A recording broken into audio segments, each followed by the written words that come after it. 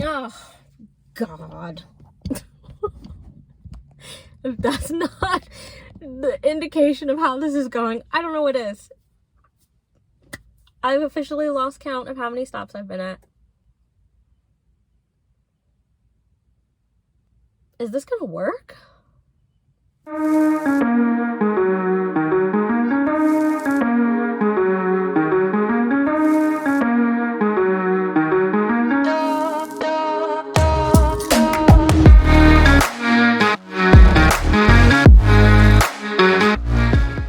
Hello, reader. Welcome back to my channel. Today, we're going to the Little Free Libraries because in the month of April, this month, I am only reading books from Little Free Libraries. This is either going to be epic or an epic fail. All right, so before we hit the road, if you haven't heard of Little Free Libraries, basically the premise of them is that it is a box on a post throughout your community that's full of books. And the idea is that if you take a book, you leave a book to start spreading that book goodness around to your community for free. So I've got my books that I'm bringing: All About Love by Bell Hooks, Get a Life, Chloe Brown by Talia Hibbert, Days at the Murasaki Bookshop by Satoshi Yagisawa, and Mickey Chambers Shakes It Up by Cherish Reed. I have read some of these. I have not read some of these, but I am not a person who really owns books. I'm a library goer and now a Little Free Library goer.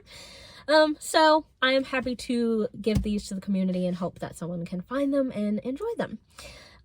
One thing about me going on this journey is that I am still trying to read only diverse books this year.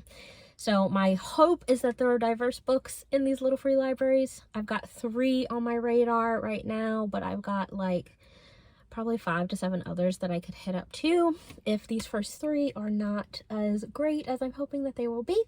So let us head out. I've got my camera, I've got my tripod, I've got my books to give.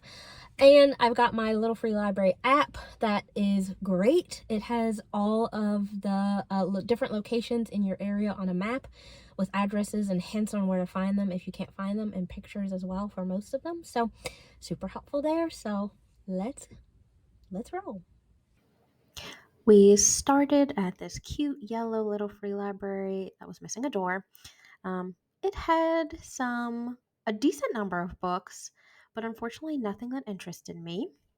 Stop number 2, excuse my hand on the corner, was a bunch of children's books. And stop number 3, which I didn't get any footage of the actual Little Free Library, was about the same. Stop number 4 started to have a few more adult books in it, but they were all old. Back to children's books for stop number 5. Stop number 6, more children's books. I know. Stop number 7 was a cutie with 2 little French doors. Now, this one did have The Seven Husbands of Evelyn Hugo in it. This would have been great, but I have already read this one. Stop number, I don't even know at this point, had cute stickers on it, but nothing of note. This one was adorable. We love a pride theme, but all the books were about diabetes and not what I'm looking for right now. Last stop that I got on camera was cute. It's at this point that I'm starting to lose hope. I've lost hope, actually. All hope is gone at this point. At which point I decide that maybe, just maybe, I'll put my own Little Free Library in my own yard to have all the books that I love to give out to people. So we head to the Little Free Library site. We click on the cheapest Little Free Library, only to find that it's $220. So that's not going to work. So a plan starts to form in my mind. I remember there's a warehouse sale at my local half-price books coming up in a couple of weeks. 1 week later. We're at the half-price books warehouse sale. I've decided that I am going to try to find as many diverse reads as I can to put in Little Free Libraries, because I was really disappointed that 1, I didn't see a ton of diversity in the Little Free Libraries, and 2, I didn't find a ton of adult books that were diverse or adult books at all in Little Free Libraries. So let's change that. Half Price Books is opening up their warehouse for 2 days, and everything is $2 or less. So let's go see what we can find.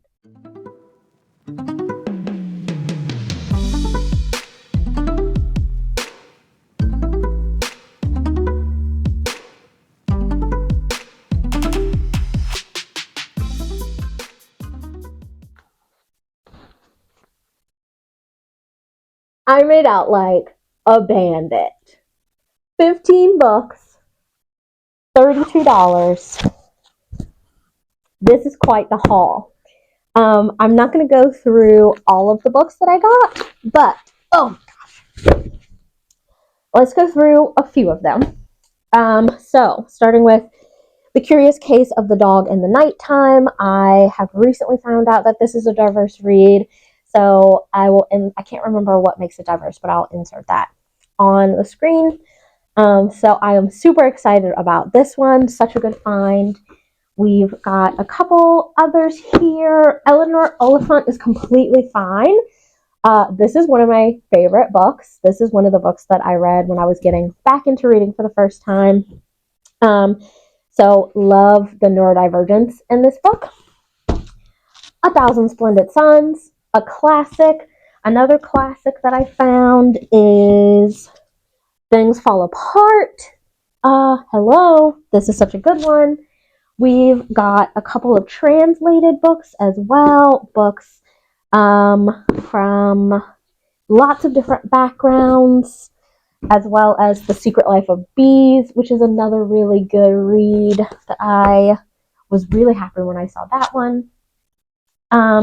We've got a book that I wish I could share with you, but it's a St. Martin's Press, and we are still boycotting St. Martin's Press, so it is probably the best find of the whole lot, but we're not going to be promoting it here on this channel.